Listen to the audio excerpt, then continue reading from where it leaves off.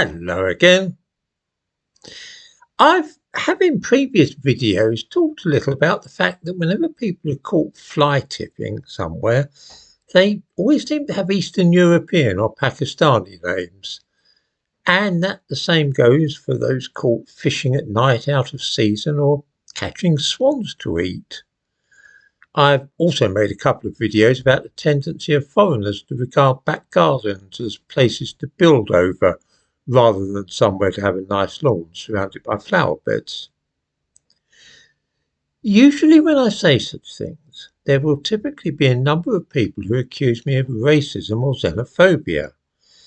These people manage to miss the point I am making in the most spectacular fashion, for I am not having a go at foreigners so much as pointing out that the British way of viewing gardens and beauty spots is highly idiosyncratic and out of step with the rest of the world.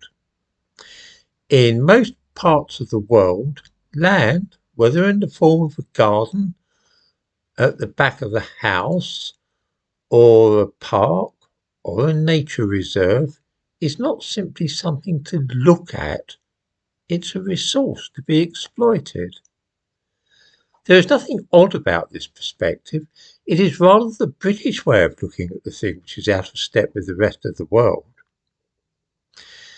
The really interesting question is not why do foreigners do these things, but rather what is it in this country's history which has caused us not to do them? This is a point which I think sadly eludes my critics. The reasons why the British and especially the English are so keen on their little gardens, and also why they love to visit picturesque forests, hills and lakes, are curious and rooted deep in our history. I've written a short essay on the subject, which I've put up on my Substack. I'll give a link to it in the description to this video, for it is easier to explain a complex topic in this way by writing than it is by chatting directly to the camera like this.